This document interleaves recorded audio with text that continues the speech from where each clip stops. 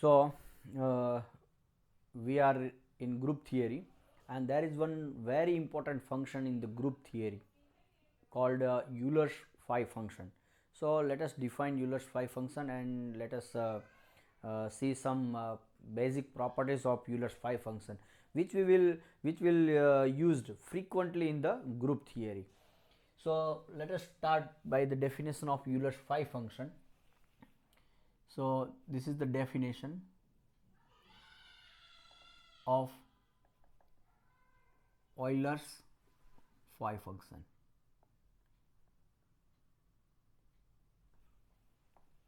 So a function f is a mapping from set of natural number to set of natural number defined by, or let me say phi, defined by phi of n is equal to 1 if n is equal to 1, and number of integers less than n and co-prime to n if n is greater than or equal to 2. So we define phi n in this way, in two parts. If the value of n is 1, then phi of n, that is phi of 1, is 1, and if n is not 1 and if it is greater than or equal to 2, then we have number of integers which are smaller than n, less than n, and co-prime to n. So let us evaluate some values of this function. So by definition, phi of 1 is 1, phi of 2. So what is phi of 2? So you look at number of integers less than n. So here my n is what? 2. So less than n means there are only one integer, and it should be co-prime to n, means the smaller integer should be co-prime to 2. So here only one smaller integer and it is already co-prime to 2. So total number of integers are 1. So 1. Now phi of 3, let us see what is phi of 3. So you look at 3. Now you consider integers smaller than 3. There are 1 and 2. These are smaller than 3. Now you look at the integers which are co-prime to 3. So 1 is co-prime to 3. 2 is also co-prime to 3. So there are 2 integers. So phi of 3 is 2. Now phi of 4. What is phi of 4? So you look at the integers which are smaller than 4. So 1, 2 and 3 are smaller than 4. Now you consider the integer which are co-prime to 4. So 1 is co-prime to 4, 2 is not co-prime to 4, 3 is co-prime to 4. So there are 2 integers which are co-prime to 4 and smaller than 4. So phi of 4 is 2. Similarly phi of 5. So you look at the integer which are smaller than 5, 1, 2, 3, 4 and 5. Sorry, not 5, only up to 4. Now among these 4, co-prime to 5, all are co-prime to 5. So there are 4 integers. So 4. Now let us go for directly phi of phi of 6. Let us see phi of 6. So 1, 2, 3, 4, 5 and these are smaller than 6. Now if you look at the co-prime to 6, then 1 is co-prime to 6, 2 is not co-prime to 6, 3 is not co-prime to 6, 4 is not co-prime to 6 and 5 is co-prime to 6. So there are only 2 integers which are co-prime to 6. So answer is 2. So now phi of 7, you can check, phi of 7 will be 6, because 1, 2, 3, 4, 5 and 6 which are smaller than 7, and all these integers are co-prime to 7, because 7 is a prime. See, if you have one integer smaller than 7 and which is not co-prime to 7, then why 7 is prime number? But we know that 7 is prime number, so every integer smaller than 7 will be co-prime to 7. Now phi of 8. So 1, 2, 3, 4, 5, 6, 7, these are smaller than 8. Now you consider those integers among 1 to 7 which are co-prime to 8.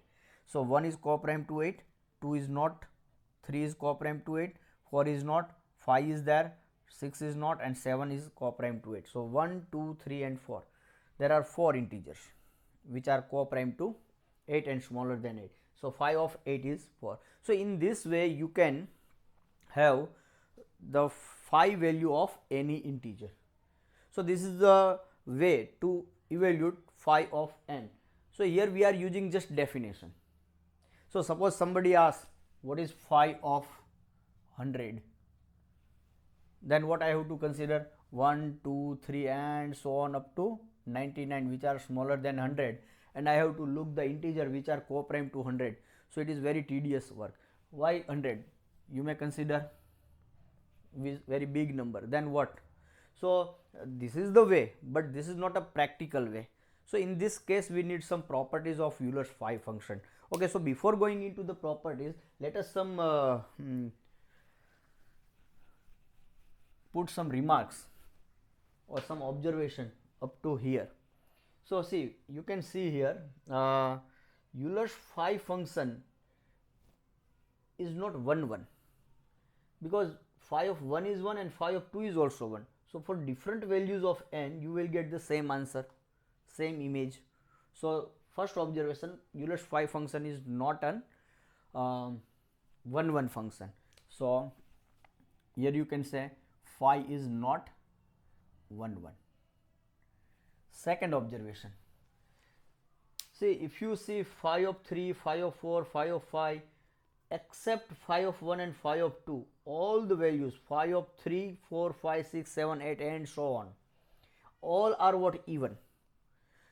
So and further if you go for phi of 9, phi of 10 and so on, then always you will get even number. So I am not giving the proof that why it is even, but just I am putting the remark, phi of n is even for n greater than or equal to 3. We will prove this thing later on, but right now phi of n is even for n greater than or equal to 3. So by this observation what we conclude? See, if you get only even value of phi, then in n there are so many odd integers.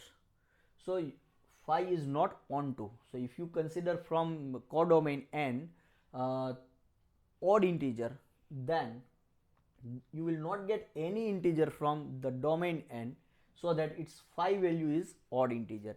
So here we conclude that phi is not onto. So this my function is not onto. Also see, at 1 it is 1, at 2 it is 1, at 3 2, 4 2, 5 4, then at 6, see, up to here its nature is just increasing.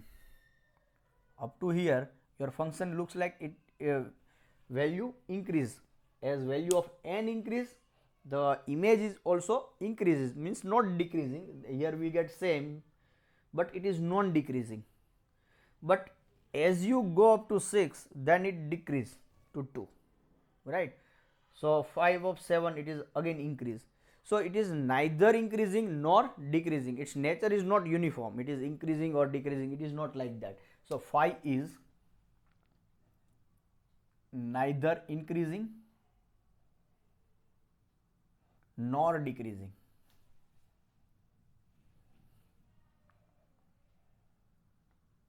So this is another property. Okay, so these are some observations. One nice observation is what? See, if you look at the prime integers, 2 is prime, 3 is prime, 5 is prime and 7 is prime, up to these examples. So phi of 2 is 1, phi of 3 is 2. So 1 is what? 2 minus 1. Phi of 3 is 2, but 2 is what? 3 minus 1. Phi of 5 is 4, but 4 can be seen as 5 minus 1. Phi of 7 is 6, but 6 can be seen as 7 minus 1. So here I can put remark that phi of, for if p is prime, then phi of p is equal to p minus 1. So this is very important observation, and there is no need the proof of this. Why? Because if p is prime, then you look at the integer smaller than p, then it is 1 2 3 up to p minus 1. And now you look at the integers among 1 to p minus 1 which are relatively prime to p. So all the integers are relatively prime to p. Why? because if your integers from 1 to p minus 1, some integer you found that which is not relatively prime to p, then p will not be prime, right? So phi of p is p minus 1. So this is one direct formula. Suppose phi of 13, so it is 12 because 13 is prime. Phi of 23, it is 22. Why? Because 23 is prime. So whenever you have given prime, then it is very easy to find out the phi value of that prime. So now we'll see some more examples, or sorry, not examples, but some more properties of Euler's phi function. So let us write down that properties.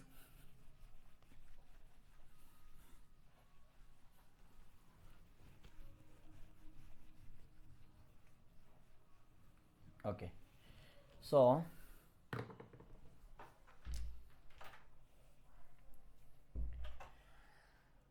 first property, if p is prime, then phi of p is equal to p minus 1.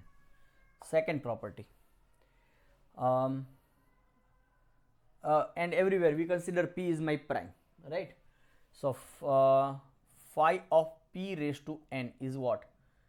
P raised to n into 1 minus 1 upon p, for n belongs to n, natural number. So if you have a prime to the power n, p is any prime, so to evaluate phi of p raised to n, you have this direct formula, p raised to n into 1 minus 1 upon this p. Now third thing, if you have two integers m and n and its GCD is 1, then phi of m into n is phi of m into phi of n, means the Euler's phi function is multiplicative if two integers are relatively prime. So what is the application of these two? So let us see, let us understand these two properties, second and third, by example. So suppose I want to find phi of 8. So phi of 8 is what? Phi of 2 cube. Now 2 is prime, so it is what? 2 raised to 3 into 1 minus 1 by 2. So on simplification you will get it is 4, right? And we have also evaluated by definition that phi of 8 is 4. Okay, now suppose I want to find, so this is what application of p raised to n. You may have here 5 cube or 7 cube, whatever, single prime to the power n, then its value is p raised to n into 1 minus 1 upon p. Now suppose I want to find phi of say 35. So by definition we can find 1, 2, 3, 4 up to 34, list out, then these are integers less than 35. Now you look at which integers among 1 to 34 are relatively prime to 35. But the smart way is this one. You can see here 35 is what? 5 into 7. Now 5 and 7 are relatively prime. You consider m is 5 and n is 7. So 5 and 7 are relatively prime. So by this property it is what? Phi of 5 into phi of 7. Now 5 is prime, 7 is prime, right? So 5, so p, phi of p is p minus 1. So phi of 5 is what? 4 into 7 is what? 6. So it is 24. So phi of 35 is 24. So if you count from 1 to 34 how many are relatively prime to 35, then it will take time also, but this is very easy calculation as compared to that one. Now next property, let n belongs to n such that n is what? It is p1 raised to alpha 1 into p2 raised to alpha 2 into p3 raised to alpha 3 into and so on pk raised to alpha k. Then phi of n is what?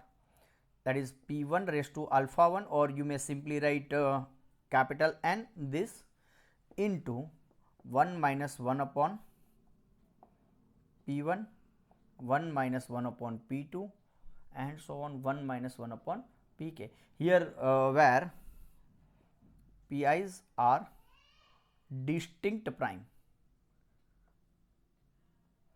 See, so what it says, see, if you consider any natural number, then you consider its prime factorization, where p1 raised to some power, p2 raised to some power, and so on, where these pi's are some distinct prime. So in that case, if you evaluate the phi of n, then you just put the n, then whatever the number of primes are used, you consider p1, p2, p3 up to pk, then you consider corresponding to p1 you have term 1 minus 1 upon p1, corresponding to p2 1 minus 1 upon p2, like corresponding to pk 1 minus 1 upon pk, and all these things are in multiplication.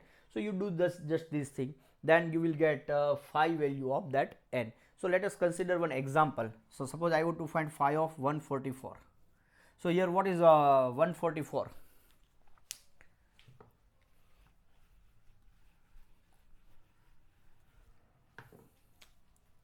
See, 144 is what? It is a 12 square. 12 square. 12 is what? 4 into 3. So that is 2 square into 3 square. That is what? It is 2 raised to 4 into 3 square. So 144 is what? P1 raised to alpha 1, P2 raised to alpha 2. So you compare it with P1 raised to alpha 1, P2 raised to alpha 2. So here k equal to 2. So here P1 is 2, P2 is 3, alpha 1 is 4, and alpha 2 is 2. So directly you can write here 2 raised to 4 into 3 square means this is exactly 144 n into 1 minus 1 by 2 into 1 minus 1 by 3. That is 2 raised to 4 into 3 square into 1 by 2 into 2 by 3. So 2 cancel, so it is 2 cube, 3 cancel. So it is 3 and 2 is there. So it is what? 2 raised to 4. It is 16 into 3. 2 cube 8 into 2 is 16 into 3. So 16 into 3 is 48. So phi of 144 is 48. So in this way you can compute phi value of any integer. So if you apply the definition to evaluate phi of 144, then you have to list 1, 2, 3 up to 143, and you have to find the integer which are relatively prime to 144. So that is very tedious job, right? So this is very smart way and it is very easy school level calculation. You just use this property, then you can evaluate phi value of any integer. So we have some more property, but we will discuss in next lecture. So thank you.